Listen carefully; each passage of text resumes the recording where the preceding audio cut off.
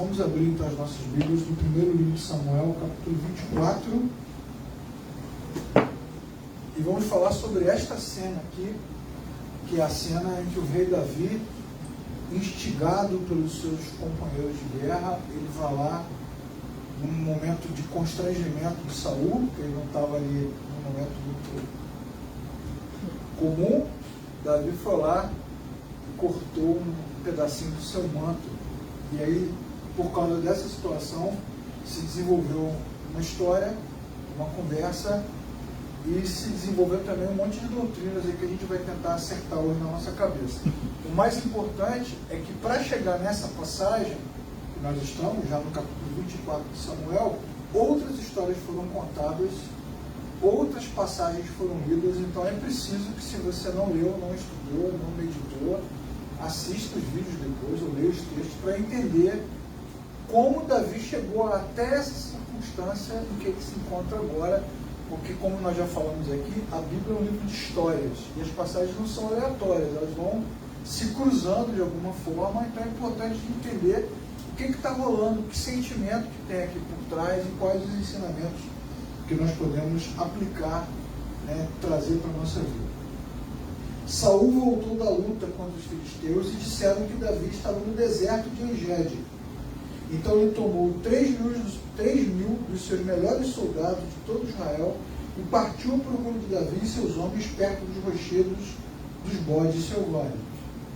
Foi aos currais de ovelhas que ficavam junto do caminho e havia ali uma caverna. Saul entrou nela para fazer as suas necessidades, e foi ali, exatamente naquele lugar, que Davi e seus soldados estavam escondidos bem no fundo da caverna. Então eles disseram: este é o dia sobre o qual o Senhor lhe falou: entregarei nas tuas mãos o teu inimigo, para que você faça com ele o que quiser. Então Davi foi, com muito cuidado, cortou uma ponta do manto de Saul, sem que ele percebesse. Mas Davi sentiu bater o coração de remorso por ter cortado uma ponta do manto de Saul. Então disse aos seus soldados: que o Senhor me livre de fazer tal coisa a meu Senhor, de erguer a mão contra ele, pois é o ungido do Senhor. Com essas palavras, Davi repreendeu os soldados e não permitiu que atacassem o rei, que saiu da caverna e seguiu o seu caminho. Logo em seguida, Davi também saiu da caverna e gritou de longe: meu rei, meu senhor. E quando Saul olhou para trás, Davi inclinou-se com o rosto em terra. Depois disse: por que o rei dá atenção aos que dizem que eu pretendo lhe fazer mal? Hoje o rei pode ver com os próprios olhos como o Senhor o entregou nas minhas mãos dentro da caverna.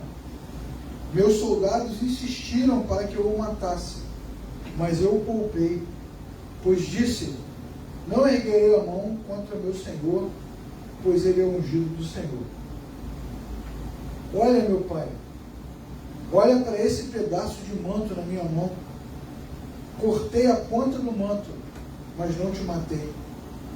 Agora entenda e reconheça que não sou culpado de fazer o mal ou rebelar-me. Não lhe fiz mal algum, apesar de que você está à minha procura para tirar a vida. Que o Senhor julgue entre mim e ti, e vingue os males que tens feito contra mim, mas não levantarei a mão contra ti. Como diz o antigo provérbio: dos ímpios vêm coisas ímpias, por isso não levantarei a minha mão contra ti. Contra quem saiu o rei de Israel? A quem está perseguindo? Eu sou um cão morto, uma pulga? Que o Senhor seja juiz e nos julgue. Considere a minha causa e sustente. Que me julgue, livrando-me das tuas mãos. E quando Davi falou todas essas palavras, Saul perguntou: é você mesmo, Davi? E chorou em alta voz. Vou ler só até esse pedaço aqui, depois os irmãos podem ler os outros versículos, mas é um drama, né? Bem interessante, uma cena assim, dramática. Bom, antes da gente falar da história propriamente dita, vamos falar um pouquinho dos paradigmas da religiosidade. O que são paradigmas? São modelos, né? São padrões, são ideias padronizadas, formatadas da religião, que a gente recebe, aceita, assimila e está tudo certo sem questionar. Então esses são os paradigmas da religiosidade.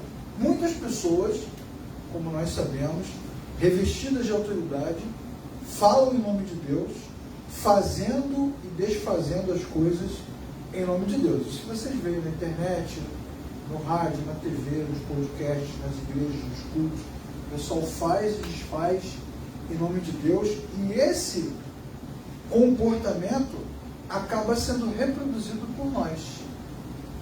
De tanto a gente vê as pessoas fazendo, a gente acaba reproduzindo isso também, se comportando como se nós tivéssemos poderes sobrenaturais, como se nós pudéssemos controlar o tempo, as circunstâncias, os planetas, a saúde, o corpo e tantas coisas mais, né? Nós somos assim. Eu me lembro de um lugar onde eu trabalhei um tempo, há muitos anos atrás. Lá nesse lugar tinha um grupo de oração que se reunia, era um lugar cristão. Naquele grupo de oração eles governavam o país, é impressionante. Você passava do lado, estavam ali dizendo o que o presidente tinha que fazer, o que tinha que assinar, o que não podia assinar, qual lei que tinha que ser aprovada ou não aprovada, né? Então, de tanto a gente ver na televisão, nas igrejas, a gente acaba reproduzindo esse discurso, né, de controle, dessas coisas que a gente faz da boca para fora, né? Assim, alguém chega perto de você, ora por mim porque eu estou fazendo um concurso. Aí você estende a tua mão, nós declaramos aqui que já foi aprovado, né? Assim, nas regiões celestiais, a vaga já é tua, em nome de Jesus, agora eu percebo e a caneta está sendo assinada. Alguém sempre tem uma visão nessa hora, né? Eu vi uma caneta, eu vi. Não é assim? Esse é o modelo da religiosidade, a gente se acostumou com isso e reproduz isso normalmente. Mas se as revelações não se cumprem, fica por isso mesmo, né? Tem imunidade, não prestam contas, não admitem ser retiradas, e quem discorda dessas lideranças está sob maldição. É assim que funciona. Há muitos anos atrás, também na década de 90, veio aqui no Brasil um preletor famosíssimo, vocês já devem ter ouvido falar, o Benny Hinn. Já ouviu falar dele? Tinha um cabelão assim, um topetão gigantesco, parece uma fachada assim de loja. O Benny Hinn ficou famoso porque ele jogava um paletó. Já viram isso? Ele rodava o paletó assim, nunca viu não? Rodava o paletó e jogava o paletó, e quando ele jogava o paletó parecia até o martelo do Thor, assim, derrubava centenas e centenas de pessoas. Ele teve no Brasil, e eu vi ele no Brasil, muito esquisito, cara, muito estranho. E naquele dia que ele estava aqui, foi um dia famoso, né? Ele, nunca pensei que eu fosse dizer isso aqui, Davi, mas vou dizer agora, tem lugar aqui na frente, irmãos. Olha, viu? Tem lugar aqui na frente. O Benny Hinn, no dia que ele esteve aqui, foi no Rio Centro, ele rodou o paletó lá, então as pessoas levavam os doentes para ele orar. Inclusive pessoas que nós conhecíamos na época. Ele orou e profetizou e declarou a cura sobre várias dessas pessoas, aí todo mundo aplaudiu, está curado, estou curado, eu recebo, aquelas coisas, né? Na empolgação, a gente vai falando e vai recebendo, mas muitas dessas pessoas morreram. E ficou por isso mesmo, ninguém questiona, ninguém coloca em xeque, né? E as pessoas, que somos nós, reproduzem esses discursos. A gente acaba também repetindo essas coisas na maior tranquilidade. A pessoa chega perto de você, pô, estou com uma doença, você fala assim, vou orar agora e vou declarar que você está curado. Em nome de Jesus, a pessoa fala assim, eu tomo posse. E fica por isso mesmo. Não é? São os paradigmas da religiosidade. Nós nos acostumamos com uma fé cristã que não pensa, que não questiona, que não critica e que não transcende, fica tudo no mundo das ideias. Porque eu, irmãos, eu venho de uma origem, a minha origem familiar, evangélica, diferente da maioria de vocês aqui, a minha origem é pentecostal. Eu me acostumei, quando era criança, a ver milagres, vários. Então não tem problema com isso não, irmãos. Também, daqui a pouco os caras sempre acham que eu sou credo. Eu credo, não acredito em nada. Eu acredito em qualquer coisa, desde que eu veja. O problema é que o paradigma da religiosidade, ele vai criando as narrativas e tudo vai acontecendo no mundo das ideias. Na prática não está acontecendo nada. Mas no mundo das ideias, a gente vai declarando e as coisas vão acontecendo. E os líderes, os pastores, os obreiros, os bispos, os sacerdotes, vão se apropriando de uma autoridade que eles chamam de autoridade espiritual, vão declarando as coisas e alegam que tem de Deus um poder para isso, que eles chamam de unção para fazer, e a coisa continua. E a gente vai literalmente batendo palma para essa turma toda. Nós precisamos fazer a meia-culpa quando lemos esses textos e realmente pensar que muitas dessas coisas loucas que acontecem porque nós também temos uma participação na sustentação dessas coisas, reproduzindo, repetindo, acompanhando, aceitando naturalmente. E eu já falei para vocês também aqui que, ao contrário do que muita gente fala, existem pessoas que dizem que a religião é para os ignorantes, mas a prática mostra que não. A religião pega todo mundo, ela é sedutora, ela é envolvente, ela mexe com o coração. Você tem às vezes um empresário, eu já falei aqui, que é águia, conhece o mercado, não perde um negócio, é líder, é super competitivo, mas quando está na religião, ele se deixa levar por coisas inacreditáveis, porque a religião, ela é sedutora.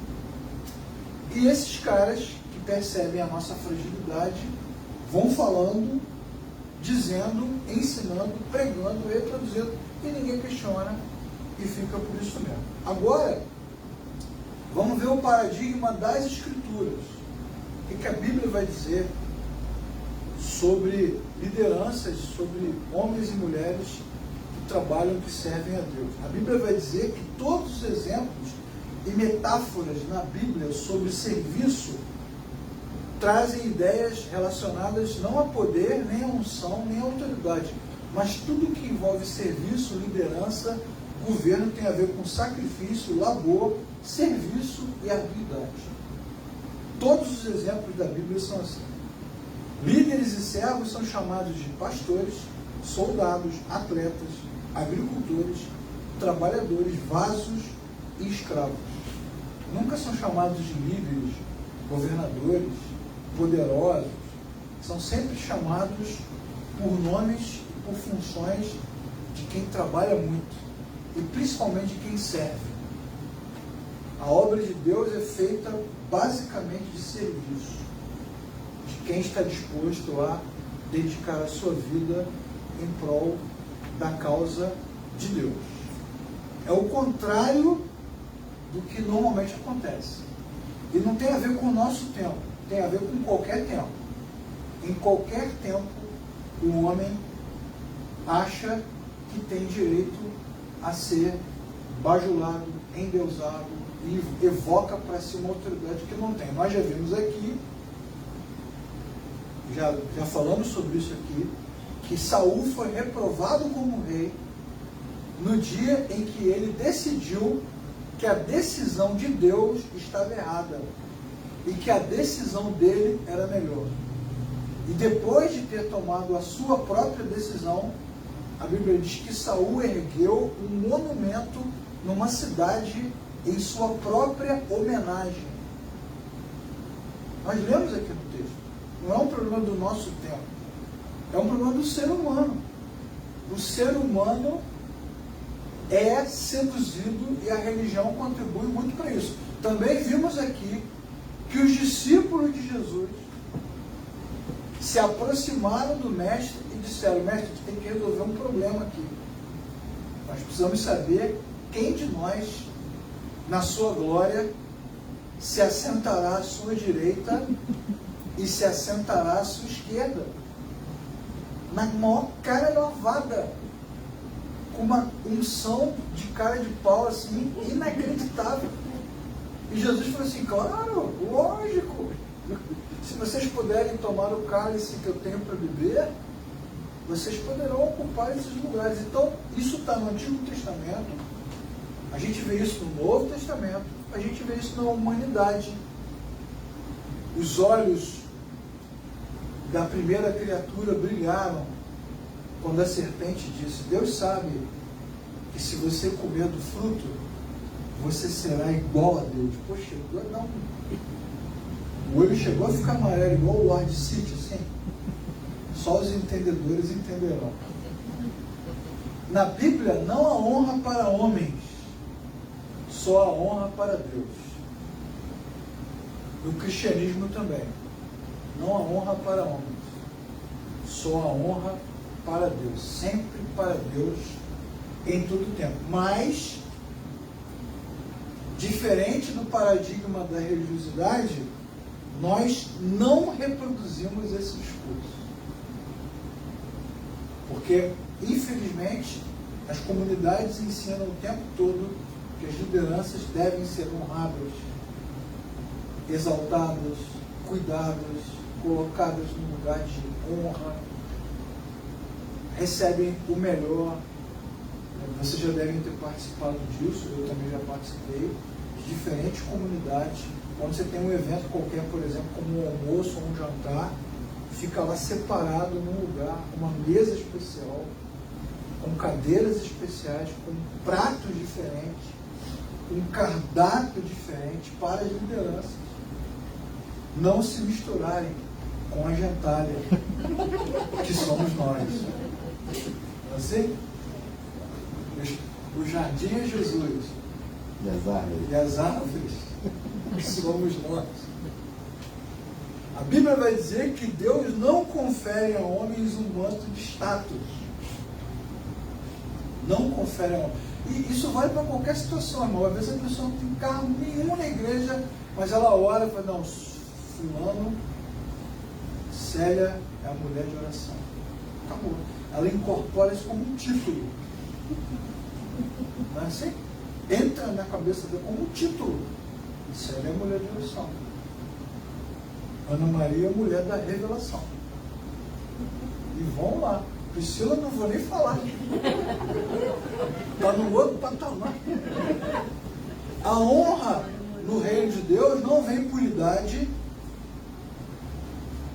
Não vem por idade. Lá da terra onde eu vi, na comunidade onde eu já participei um dia, se falava isso. Você está chegando agora. Você está chegando para falar nada, você está chegando agora. Honra não vem por idade. Honra não pode ser comprada com dinheiro. Honra não é herdada. E no que se refere à liderança, honra não é dada a pessoas só porque elas são bem-sucedidas, porque isso também acontece.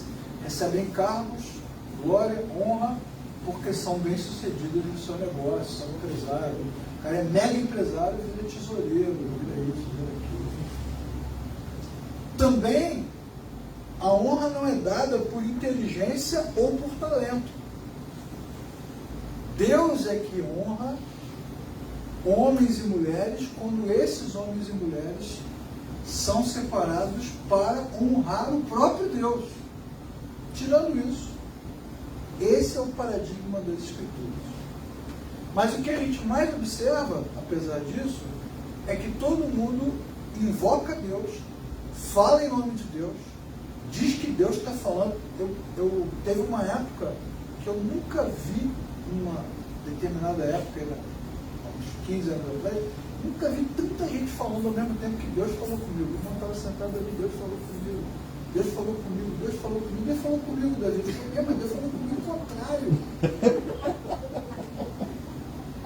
Como Deus fala mundo puxa para si essa autoridade divina para poder ter honra, para poder ter espaço e principalmente para poder justificar as suas próprias ações. Certo? Uma decisão, uma solução, uma mudança. Não, mas foi Deus que falou comigo, eu estava olhando, Deus falou comigo. Aí Deus traz, a presença de Deus, né? A palavra de Deus, a citação de Deus, traz, invoca essa autoridade incrível que as pessoas gostam de ter. E mais uma vez, nós precisamos fazer a meia-culpa aqui, irmãos. A gente também colabora, contribui para validar esse tipo de maluquice mesmo. A gente colabora e contribui. O que a Bíblia vai mostrar é exatamente a confusão humana e a postura de Davi como servo de Deus. Nesse momento da passagem aqui, Davi já está moidinho, humilhadinho, perseguido pra caramba. Nós falamos sobre isso 2 domingos seguidos, como Deus está formatando o coração dele, forjando ele para ser rei, e para isso ele está num estado de profunda humilhação. Ele foi de herói a vilão em poucos dias, e hoje ele é procurado vivo ou morto. Quando a passagem começa, a Bíblia diz que Saul separa 3 mil dos seus melhores soldados para pegar Davi. Não tem escapatória, não tem como escapar. Ele está mesmo jurado de morte. E o texto vai mostrar como a religião confunde o coração das pessoas, né? Vocês repararam que a Bíblia é repleta de narrativas. Todo mundo tem sua própria narrativa. Em 1 Samuel 23, versículo 7, você pode ler na sua Bíblia, Saul vai dizer: Deus entregou Davi nas minhas mãos. E em 1 Samuel 24, versículo 4, os soldados vão dizer para Davi: Deus entregou Saul na sua mão. Tem alguma coisa errada, irmão. Deus está jogando dos dois lados. Está jogando um contra o outro. Todo mundo fala em nome de Deus o tempo todo. Evoca Deus. Está do lado de Deus. Deus está do meu lado. E como é que funciona isso? A Bíblia vai nos mostrar, em todas essas passagens, que a fraqueza do homem faz com que ele se ache mais poderoso, mais glorioso. Faz com que o homem ache que tem moral, que tem autoridade, que comanda Deus de alguma forma, e que Deus está do lado dele. Deus está do lado dele. Então você sempre tem essas narrativas. Fica aqui a dica nessa noite. Hashtag fica a dica. Quando alguém disser: Deus falou comigo, Deus me mostrou, Deus me deu aqui, o que você faz? Corre. Igual aquele vídeo que tem na internet, run. Senhora. Corre, porque tem alguma coisa errada. Aí você poderia me perguntar: tá, mas tem as narrativas, Leclerc, e a verdade? Bom, tem as narrativas e tem a verdade. Vamos ler Lucas 22, do 25 ao 27. Jesus disse: os reis das nações dominam sobre elas. Os que exercem autoridade sobre elas são chamados benfeitores. A gente está falando dos modelos comuns de governo, né? Das nações, dos países. Está dizendo, todo mundo tem autoridade e quem governa realmente recebe assim honra, recebe glória, é amado de alguma forma. Mas vocês não serão assim. Numa outra versão, entre vós não será assim. É assim que está na sua Bíblia? Entre vocês não será assim. Pelo contrário, o maior entre vocês deverá ser como o menor, e aquele que governa como o que serve. Quem é maior? O que está à mesa ou o que serve? Não é o que está à mesa, mas eu estou entre vocês como quem serve.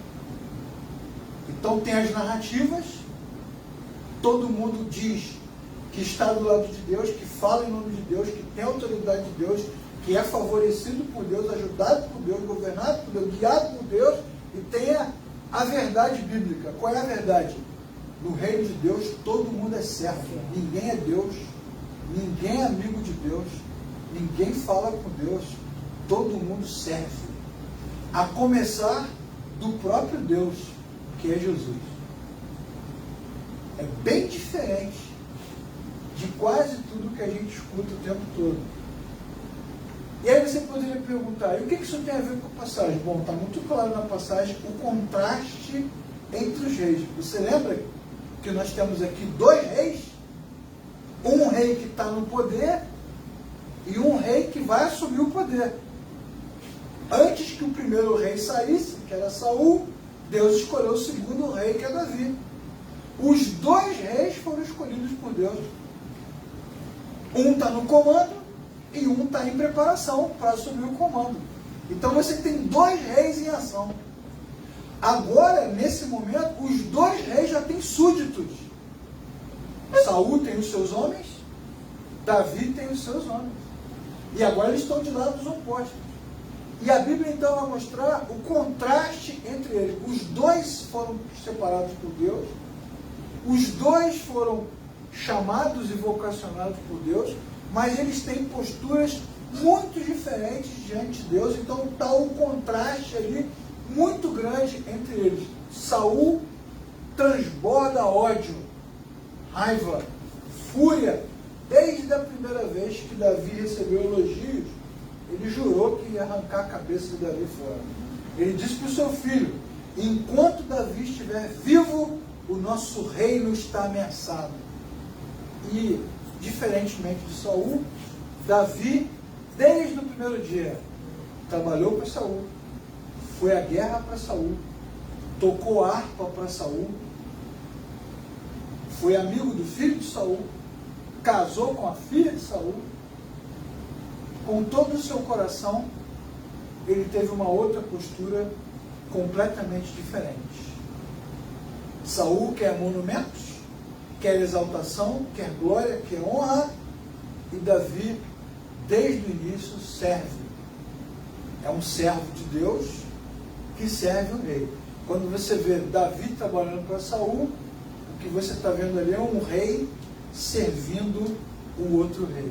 Na cena de Jesus lavando os pés dos discípulos, o que a gente vê é um rei servindo os seus servos.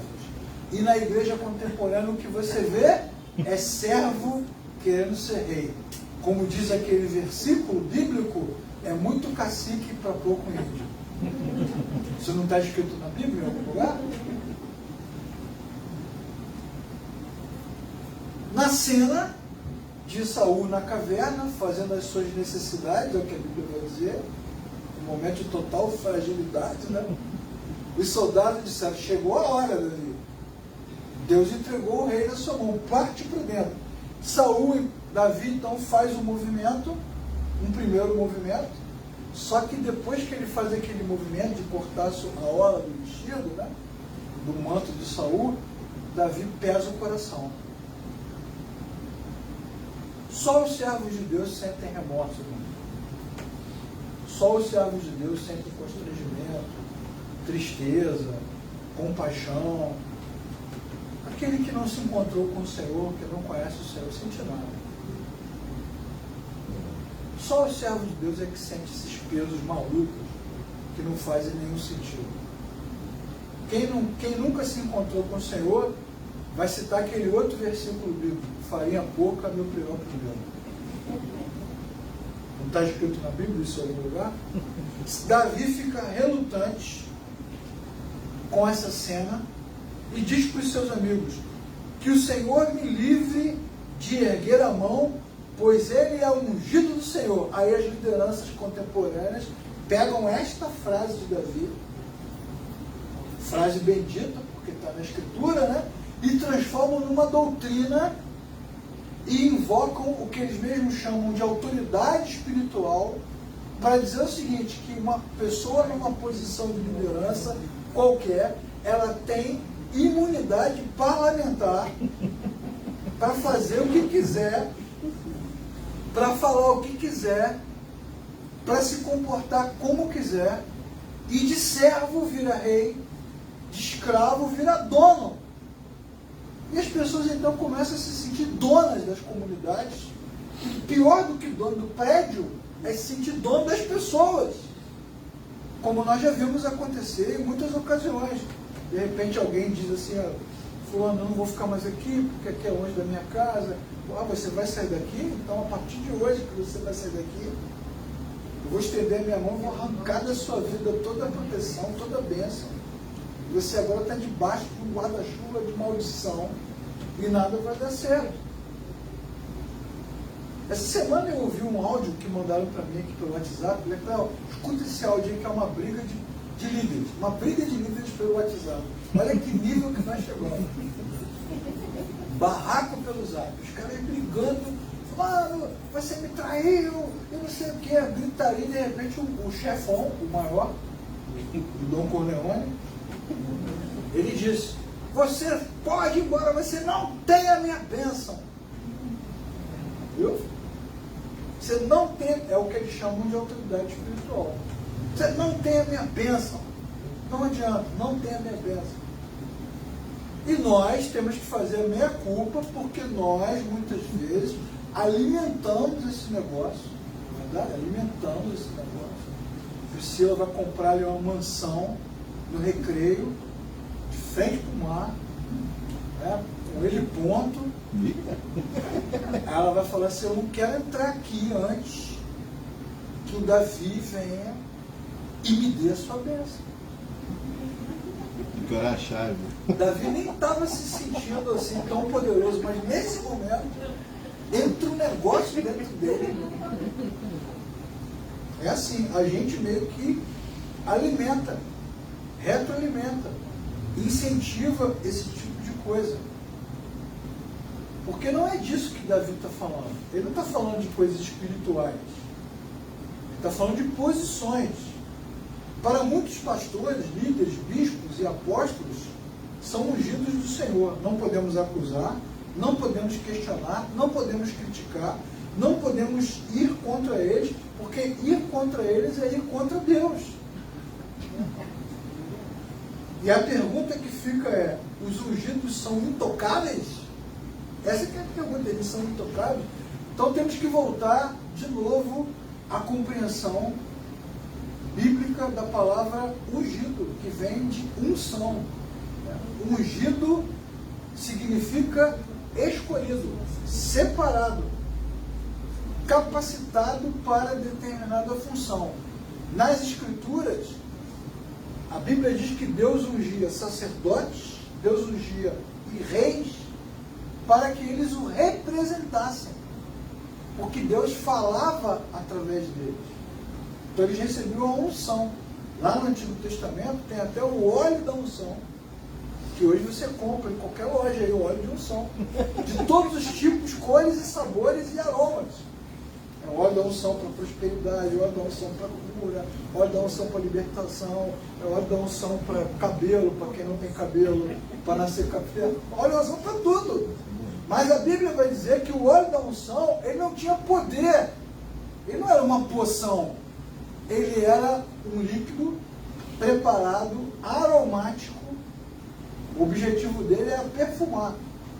Para mostrar que a partir daquele momento, aquele sacerdote estava devidamente separado por Deus, aprovado por Deus, para participar, para fazer alguma coisa. A mesma coisa o rei. Ele foi ungido, separado por Deus, para fazer alguma coisa, para ocupar uma determinada função. Então a palavra unção aponta para o conceito de aprovação. Alguém que foi escolhido e aprovado para alguma coisa. E aquele perfume é para trazer o quê? Para trazer aquela sensação boa, a fragrância boa do ar, do frescor, da beleza, da aprovação. Não é assim que você sente quando você limpa a sua casa? Compra lá aquele vidrão de desinfetante, de lavanda, óleo de jasmim, não sei o que, abre as janelas.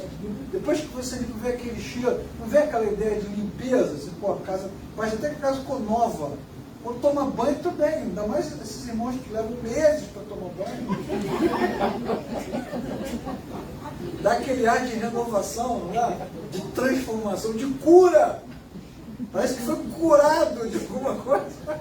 A unção tem essa mesma ideia de renovo.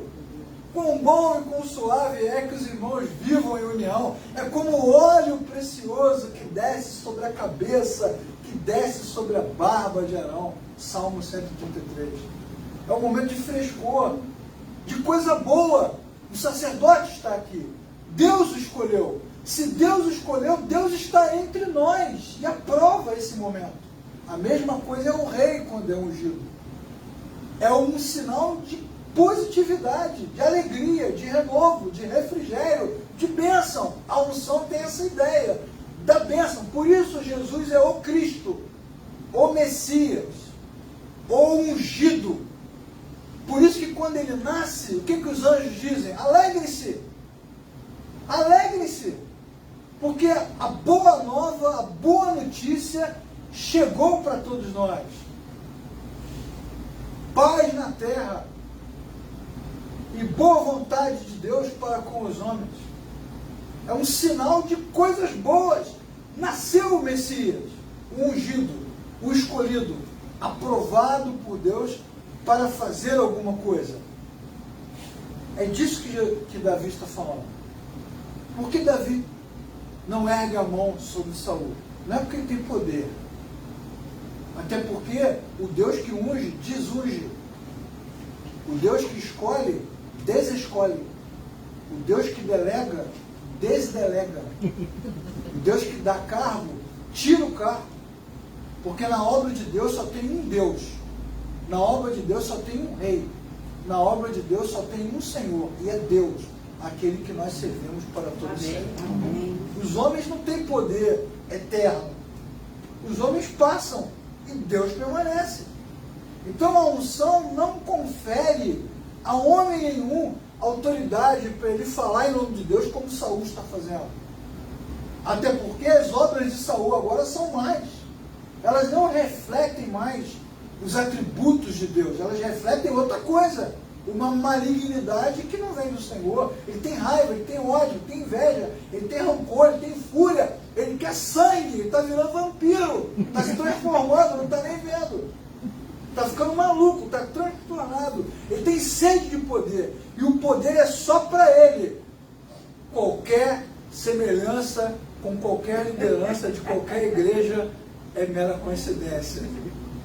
Por que Davi não matou Saul? Porque ele sabia que Saul, ainda que de forma indigna, ocupava um cargo designado de Deus. Davi não queria ser culpado de mudar aquilo que Deus fez. A questão de Davi não é com Saul. A questão de Davi é com Deus. Ele não quer ser culpado de ter feito algo que Deus fez. Deus fez, Deus desfaz. E ele não recebeu de Deus, né? Apesar de todo mundo dizer, Deus falou, Deus mandou, Deus te deu, Deus entregou. Em momento nenhum Deus falou com ele. Ah, irmão, vamos falar a verdade. Vamos fazer a meia-culpa. Sem falar nada. Olhando só para dentro de você. Quantos de nós já ouviu a voz de Deus de verdade? Dá uma refletida aí, boa assim.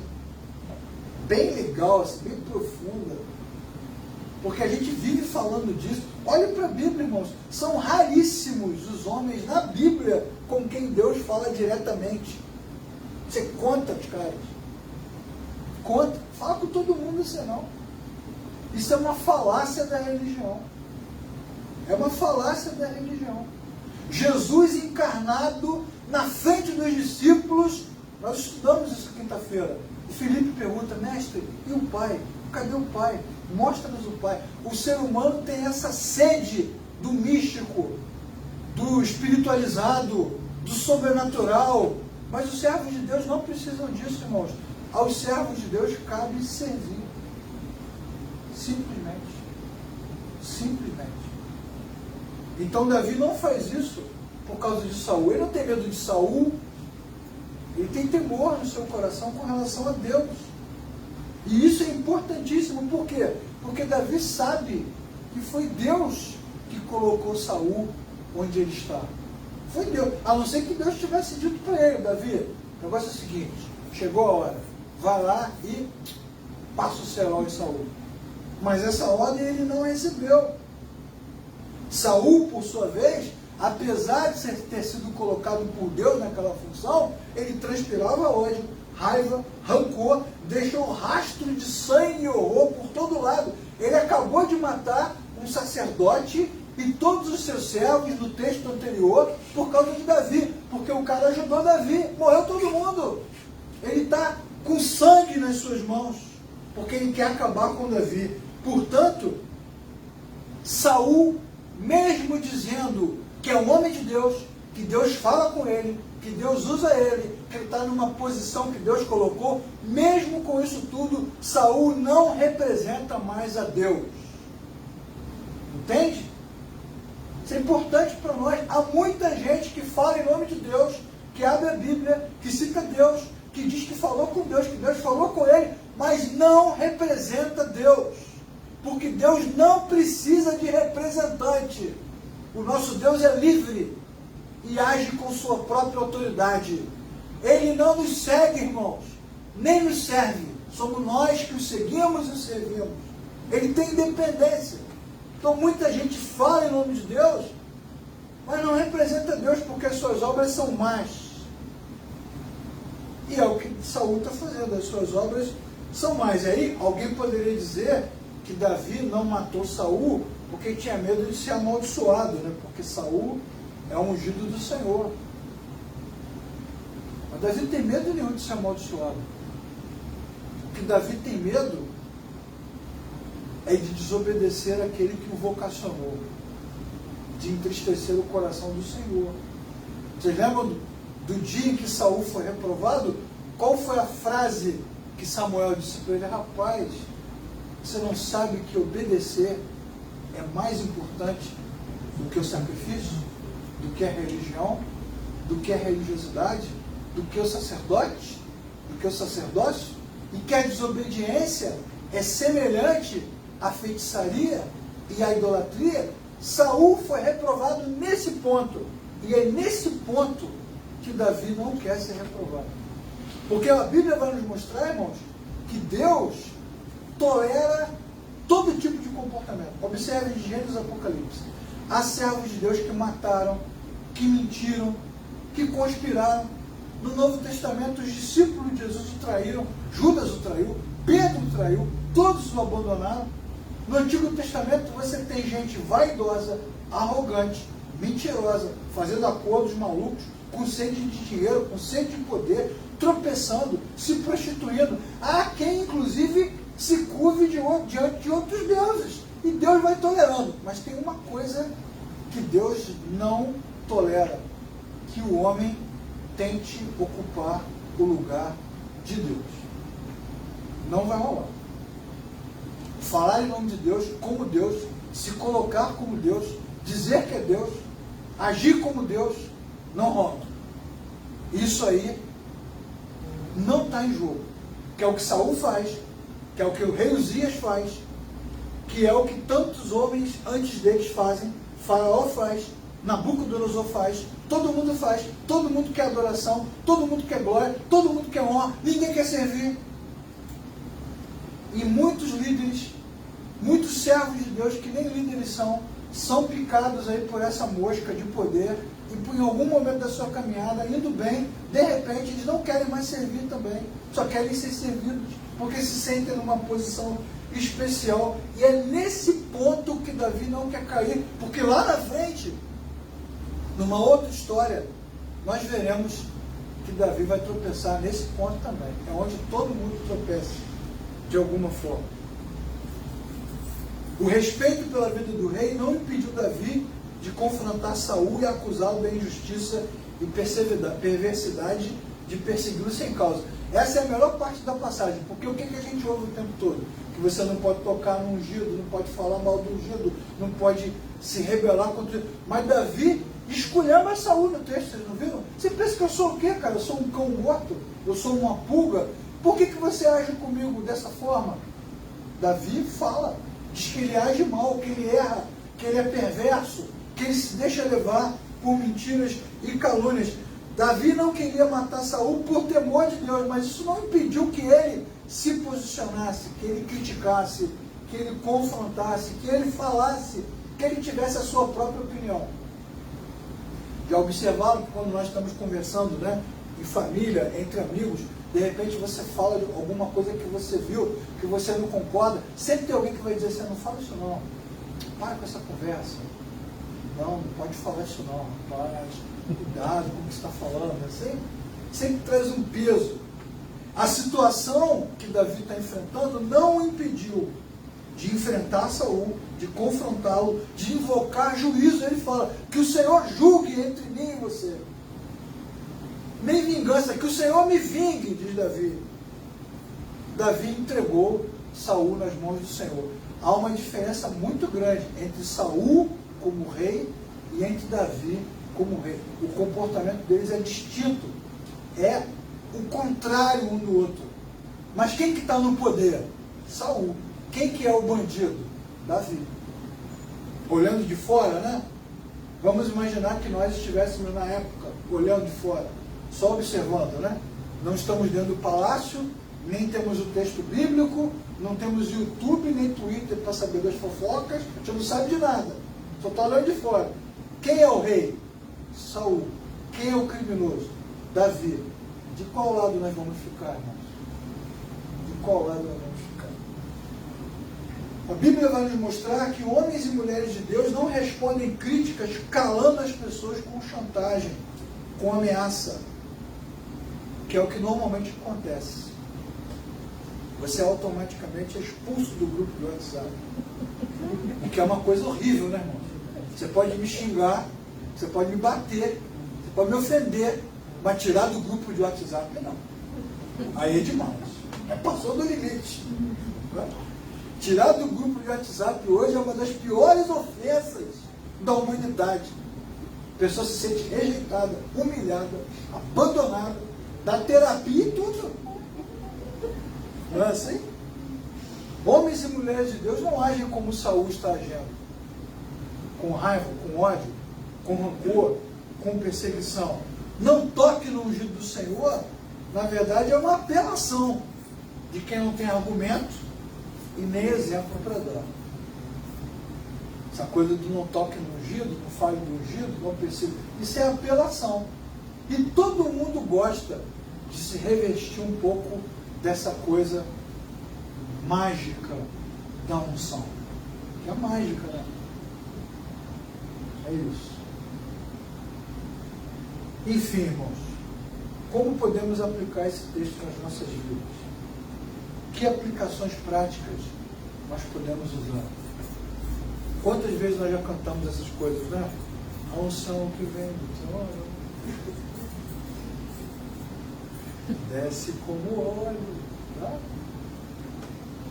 Ou então derrama a tua unção sobre nós, dá-me mais unção. O que é isso, né? Isso não é nada. Isso é só coisa da nossa cabeça. Vamos aplicar, que é o que nos fortalece e nos dá clareza. Primeira coisa que a Bíblia vai dizer é que Jesus é o único ungido. Só Ele e mais nada. João 17, versículo 3 diz: a vida eterna é essa, que creiam em Deus e que creiam em Jesus Cristo, a quem Ele enviou. E ponto final. Não há entre nós mais ninguém ungido. Certamente há entre nós alguém mais capacitado, mais qualificado, mais experiente. Isso sim. Mas ungido, não. Ok? Então, quando o Davi canta, a gente sente a unção. Não é assim que a gente fala? Dá para sentir a unção. Começou a cantar, né? Você vê no YouTube os caras falando: Senhor, nós vamos começar o louvor, abre o céu, rasga o véu, abre. O que é isso? Do que a gente está falando, irmão? Isso é tudo coisa da nossa cabeça. Esse poder mágico, esse poder místico, essa autoridade sublime, isso não é bíblico, isso não é cristão, isso não existe. Na verdade, isso é muito mais fruto do nosso sincretismo religioso do que da própria Escritura. E o que é o sincretismo religioso? É a mistura das diversas religiões. Eu vi do budismo, você veio do espiritismo, ele veio do do catolicismo, o outro veio da religião africana, o outro veio da religião chinesa. Cada um traz da sua própria religião um pouco da sua prática, das suas próprias culturas, e quando a gente vê, virou um saladão, um salpicão religioso, e a gente está acreditando em tudo, em qualquer coisa. Em qualquer coisa. Que é o que o Benjamin fazia quando jogava o seu paletó. Quando ele rodava o paletó, metade do auditório já caía antes, antecipadamente, na expectativa de cair, já esperando que fosse mesmo. Ele soprava, né? Ficou famoso por soprava, os caras caíam, voavam. E aconteceu isso durante anos e anos e anos. Eu me lembro também de um africano que eu vi, que Barabara, o nome dele. Eu vou contar até 3. Quando eu der 3, uma unção vai cair. Quando ele falou isso, metade já caiu na hora. 1, 2, 3. É para isso que nós nos convertemos, irmão. Para esse tipo de expectativa, Jesus não nos basta. A palavra de Deus não nos basta. E é por isso que para nós, cristãos contemporâneos, é tão difícil conviver com o sofrimento, com a adversidade, com os problemas, porque em muitos momentos da nossa vida nos falta o sentimento. Então vai atrás do sentimento. Outra lição prática: todos somos justos. Ao mesmo tempo que só Jesus é o escolhido, a Bíblia também vai dizer que todos vocês têm a unção do Santo, como está em 1 João. Se nós nascemos de novo e o Espírito de Deus está em nós, então a presença de Deus está entre nós, mesmo que a gente não sinta nada, mesmo que uma lágrima não escorra dos nossos olhos, nos reunimos aqui nessa noite, Deus está aqui entre nós.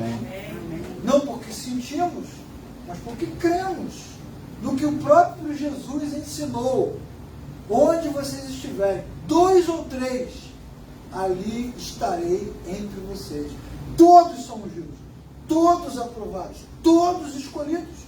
Então todos podem ensinar, todos podem pregar, todos podem orar, todos podem, porque Deus ungiu a todos com a sua presença. Devemos nos submeter uns aos outros em amor, é verdade. Devemos nos submeter uns aos outros em amor. Mas não devemos nos submeter a ninguém, no sentido do que Saul está nos ensinando. Como se alguém tivesse autoridade sobre nós. Como se alguém mandasse, tivesse mais força, mais poder, uma aprovação maior, mais santidade. Parece que a gente vive o tempo todo nessas medições quantitativas. Mais unção, mais santidade, mais poder, muita oração, muito poder, pouca oração, pouco poder. O cara vai medindo. Copo cheio, copo vazio, vai fazendo aplicação corporativa. Copo cheio, copo vazio, nível de unção, patamar de unção, lugar escondido, lugar secreto, lugar sobrenatural. Que isso, irmão? Todos somos justos, todos têm o Espírito, ninguém é maior, todos são maiores, todos são menores, todos são iguais, todos são iguais. Entre nós, só Jesus é o Senhor. Só Ele tem o poder. Então não nos submetemos a ninguém também. Nos submetemos a todos e não nos submetemos a ninguém, que é o que Davi faz. Se submete sem se submeter. Reconhece que ele está ali porque Deus o colocou, mas reprova as suas atitudes. Reconhece que não pode interferir numa decisão que foi de Deus, mas ao mesmo tempo questiona a sua postura. Ele se submete sem submeter. Você pensa que Davi vai ficar ali, vai abaixar a cabeça, vai pedir perdão? Porque liderança gosta disso, né? De botar os irmãos para pedir perdão. Adora promover momentos de perdão, de confissão, de arrependimento, né? De reconciliação, como se a gente tivesse que pedir perdão toda hora. Quem que pode carregar esse fardo, irmãos? Você viu Davi em algum momento, me perdoa pelo que eu fiz? Perdoa nada. Se ele chegar perto de Saul, o que você acha que Saul vai fazer com ele? Vai dar um beijinho? Vai dar um abraço? Saul vai arrancar a garganta dele com a mão, irmão. e vai beber o sangue, porque ele está virando vampiro, porque você não percebeu ainda. Servimos e cooperamos porque amamos a Deus. Davi poupou a vida de Saul porque ele amava o Senhor. Não porque ele amava Saul, mas porque ele amava Deus. Então pesou-lhe o coração. E muitas coisas que nós fazemos, que às vezes nos prejudicam, fazemos porque amamos o Senhor. Por causa de Deus. Por causa da graça de Deus. Agimos com misericórdia porque tememos a Deus.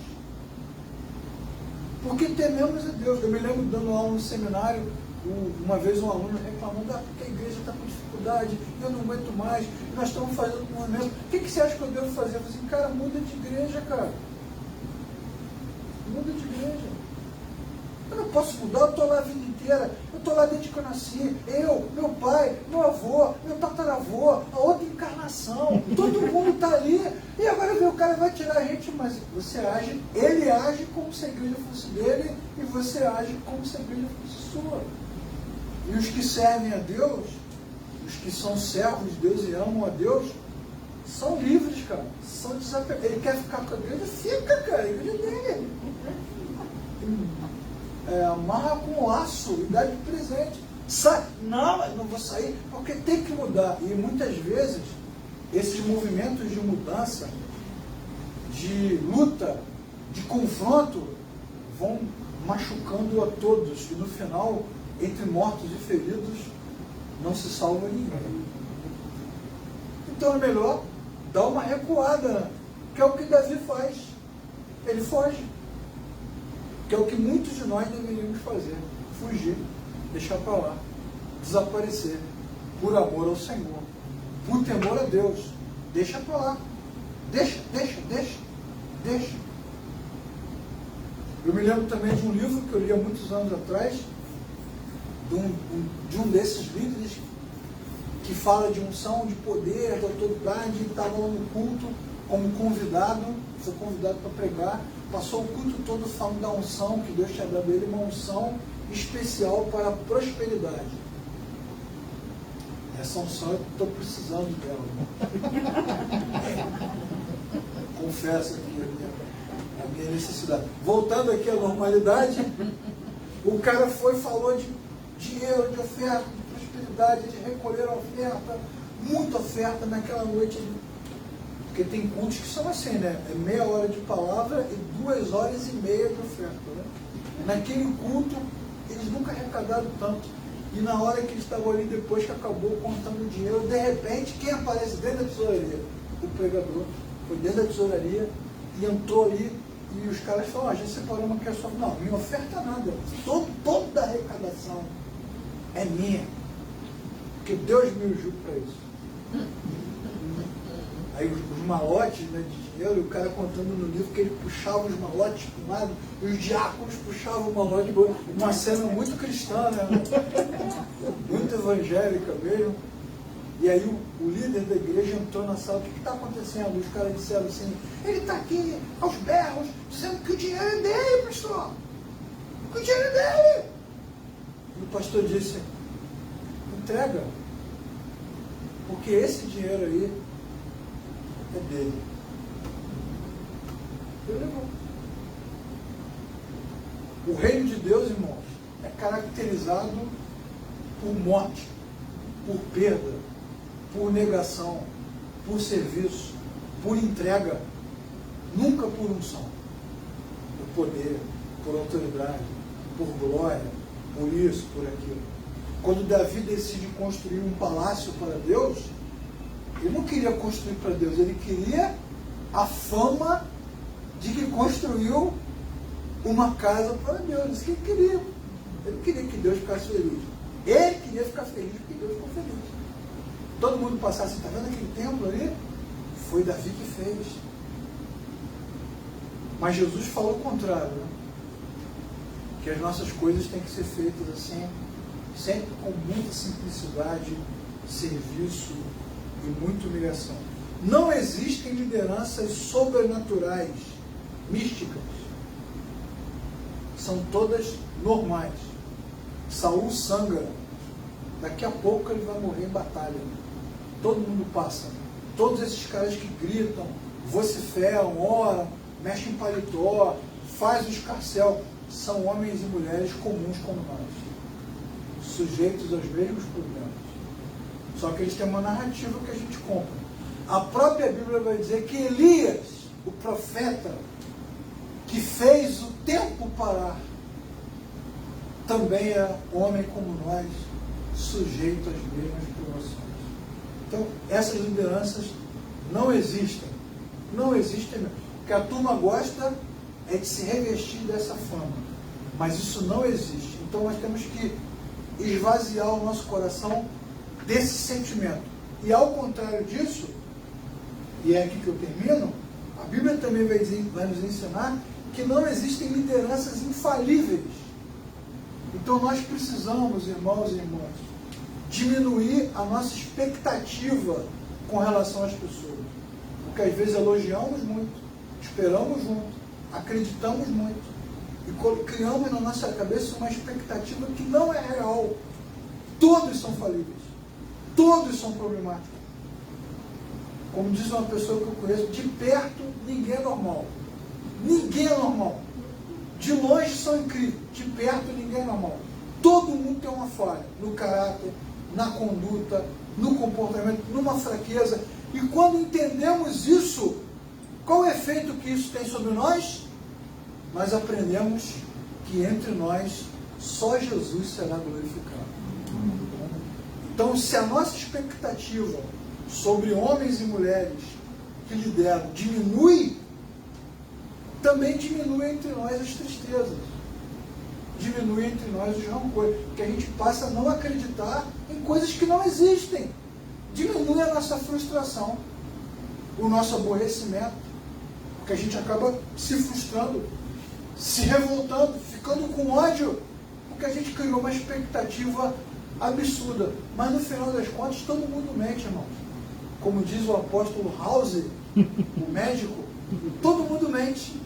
Abraão mente, Moisés mente, Arão mente, Davi mente, todo mundo mente, todo mundo erra, todo mundo falha, todo mundo cai, todo mundo tem um problema, ninguém é irretocável, e isso é bom, porque nos humilha, nos torna iguais perante o Senhor, diminui a nossa expectativa sobre homens e aumenta a nossa esperança com relação a Deus.